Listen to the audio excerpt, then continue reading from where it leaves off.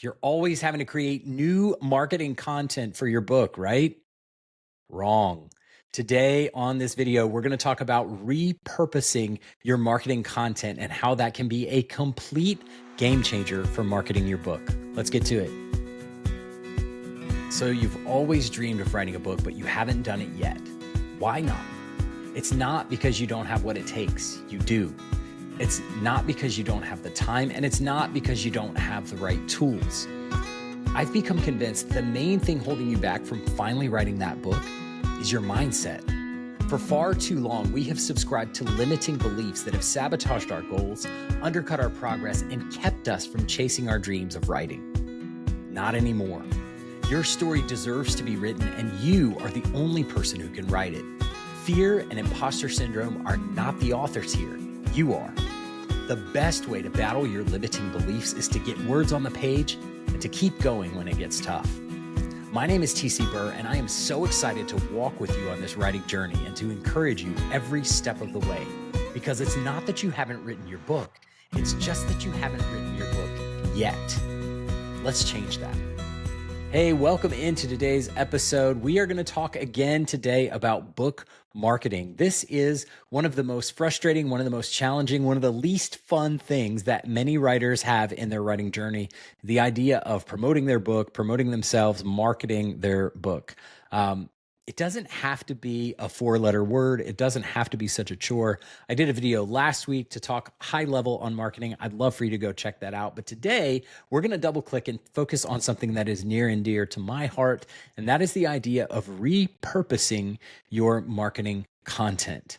So we're going to talk a little bit about what repurposing is. I'm going to tell you 3 reasons why I think you should repurpose your marketing content. And then I've got a practical example that can show you really quickly how you can expand your reach, establish yourself as an authority, and make your life easier by repurposing marketing content. So let's jump in.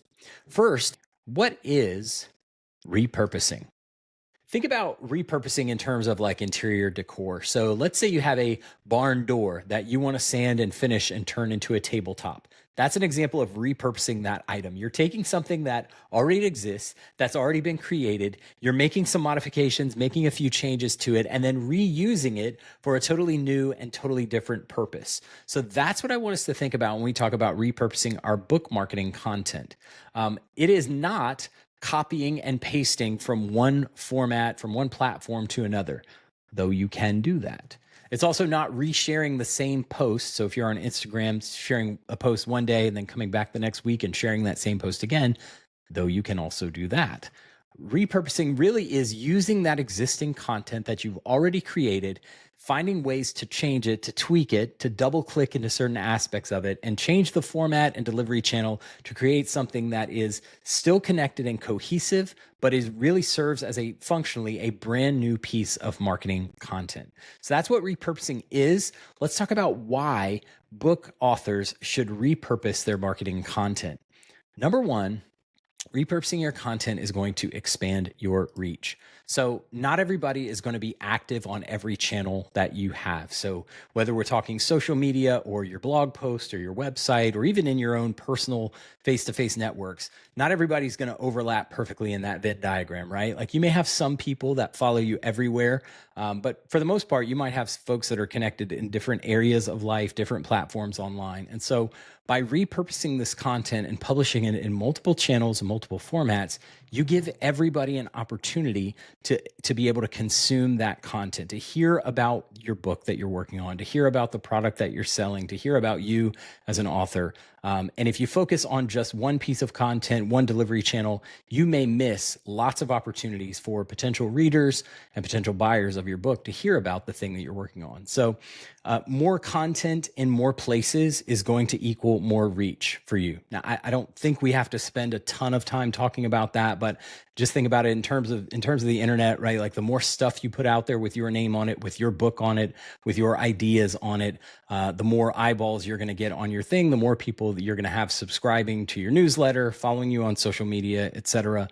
So it's not a bad thing to create more content, to get your name out there in more places.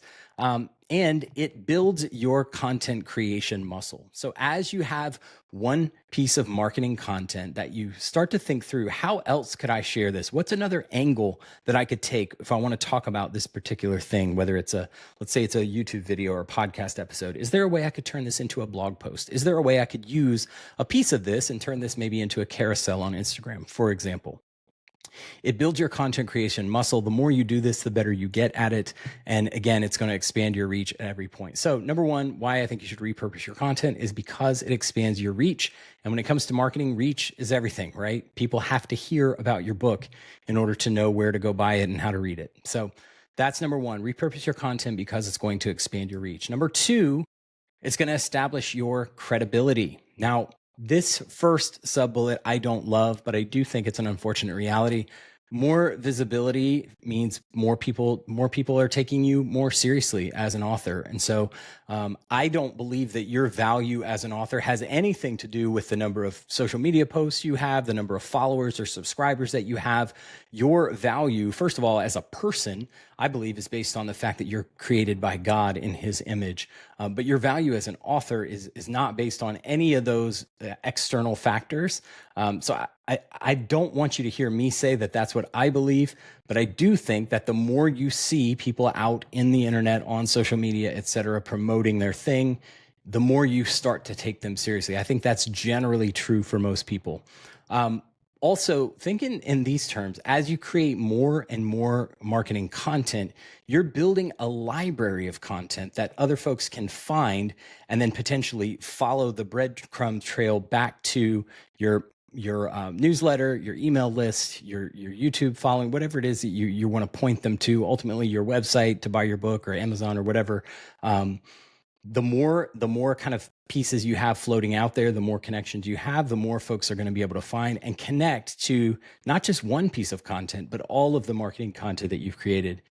And of course, it's going to help you with search engine optimization. So particularly if you're doing this in a blog, a YouTube channel, a podcast, one of those evergreen channels that we talked about on the last episode, you're just going to increase your search engine optimization because you've got more content about your book and by you as an author. So it's just gonna help you in that way as well. And this, I love this one. It allows you to go deeper on specific topics. So if you have, let's say you have a 15-minute podcast episode where you're talking about finishing a chapter of your book, there may be a side character that you give a quick mention to in that episode, but you really would like to spend a little bit more time diving into that character's background or how you came to develop that character. That's a great example of pulling on a specific thread and going deeper on that particular topic, whether it's a character, a plot line, or whatever the case might be. And the more you do that, it just establishes people. It establishes your credibility in people's minds. People think, wow, this person is a real author. Listen to all of this detail that they're going in. And again, it allows you to create that cohesive, consistent messaging across multiple channels and multiple formats. So number one, it expands your reach. Number two, it establishes your credibility to repurpose your content. Number three, this is my favorite one of all. It makes your life easier, right? If you want to, let's say you want to post something online 5 days a week. Before repurposing, you're having to create 5 unique, distinct pieces of content every day for that week. By the way, that's only for 1 week. If you do it every week of the year, that's 52 times you're having to create 5 pieces of content that are all different, all unique. That's a lot of ideas that you've got to come up with. Maybe you're good at that. Maybe you can do that. For me, I want to make life as easy as possible on myself. And I think, again, there's added benefit of cohesion, consistency. And you've probably heard, if you know anything about marketing at all, you've probably heard that people need to hear the same message 5 to 7 times before it actually sinks in. So have no fear of repeating yourself. Most people aren't listening anyway. So the more you can get your message out there, the better. When you repurpose, it makes your life easier. Number one, it saves you time and energy because, again, you're not having to come up with millions of ideas. You can take one idea and expand on it, click into it, pull that thread and develop it more and more. And again, it gives you that cohesive message as well. So it saves you time and energy. You don't have to be an expert on every platform. I love this. So for example, I'm creating a video for YouTube right now. I'm going to use this same video and publish it on a podcast platform, multiple podcast platforms. So Apple, Spotify, a bunch of other ones, wherever you're listening to this. It's also going to be an email that I'm going to email to my subscribers. It probably will end up on Threads as well. So this is just another example where like I've chosen the few platforms that I really want to focus on. Again, call back to last week's episode, go listen to that one. But you don't have to know everything and be everywhere, but you can be really strategic and really thoughtful about going deeper in the platforms where you are. And it allows you the ability to test and learn. So you can try out different formats and different pieces of content. So you might take that short video that you created and maybe you cut that up and make it into 3 different YouTube shorts or 3 different reels that you post on Instagram. Maybe you also go into Canva and make a carousel where you're posting a series of images. You can test and learn both what is fun for you, what is life-giving and not draining for you, but also what resonates with your audience, with your readers. Find that sweet spot of what you enjoy doing, what's fun and life-giving for you, and also connects with your readers, and you are golden. So you have the ability to test. The more at-bats you have from a repurposing standpoint, the better data you're going to have and the better you're going to be able to kind of make informed decisions on what you do moving forward. So quick recap, 3 reasons you should repurpose your content.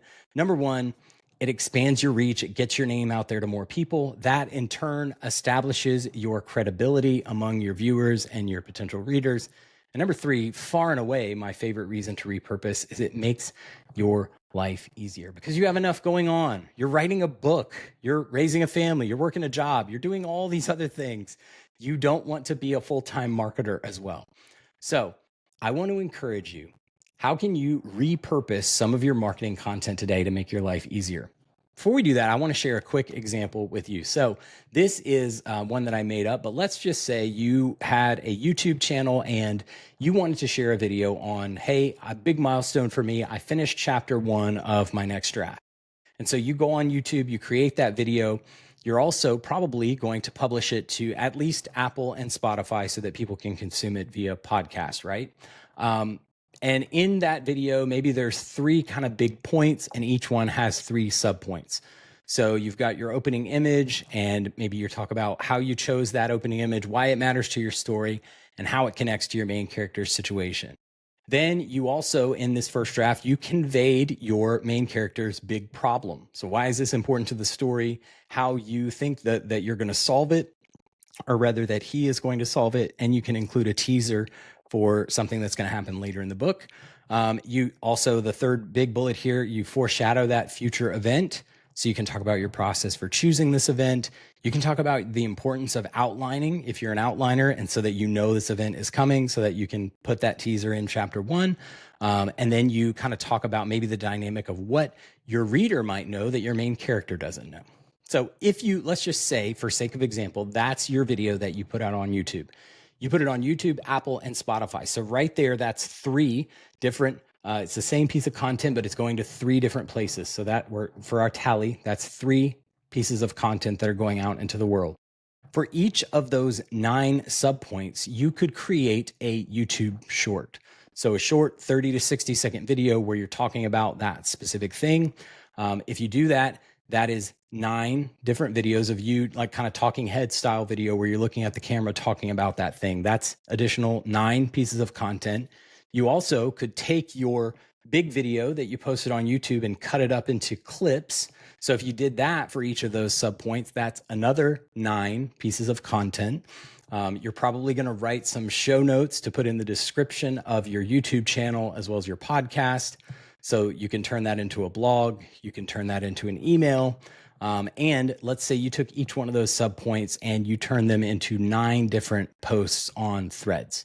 So that's just a real quick example. Like, you may not be on all those platforms, you may not know how to do all those things, but that is a simple example of how you can take one piece of content, repurpose it, and turn it into multiple things. If you do that, that gives you 32 distinct different pieces of content that are all connected to the same idea of your finished chapter 1.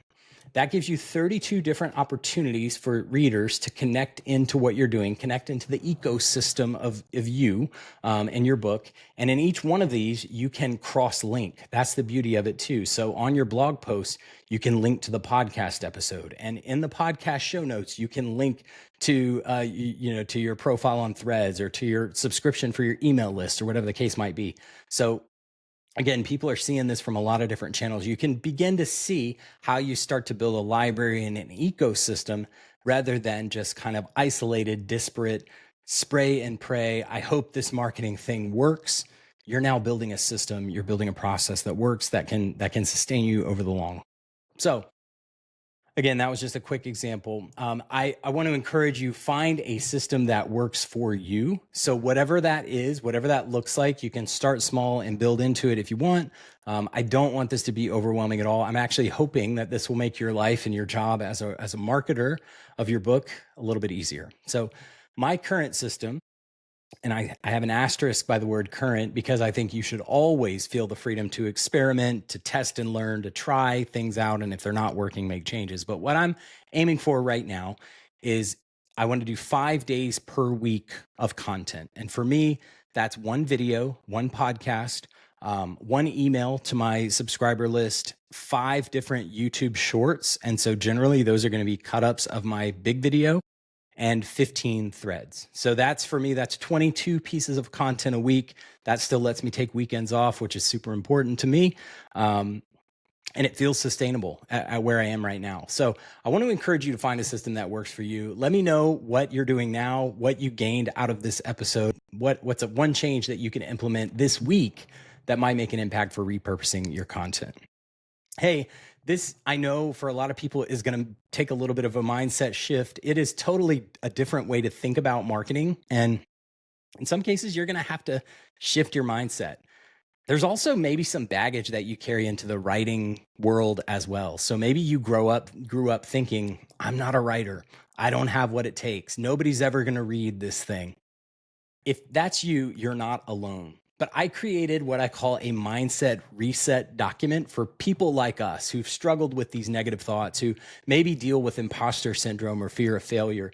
I created 20 of the what I think are common kind of negative thoughts, broken soundtracks that authors might have about themselves or about their work, and kind of reframed them with more positive, more affirming ones that are actually more true about you as a writer. So I'd love to give this to you as my gift. You can check it out today for free at tcburr.com. Go and download that. I hope you like it. And lastly, of course, I'd love to connect with you on social media. So follow me on YouTube, Threads, and Instagram. It's at tcburr on YouTube, tc.burr on Instagram and Threads.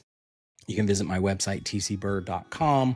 I would love to connect with you in that way. Hey, happy repurposing. Marketing doesn't have to be hard. Hey, I hope this was helpful. Let me know one repurposing tip that you're going to take and apply this week. I'd love to know how it goes.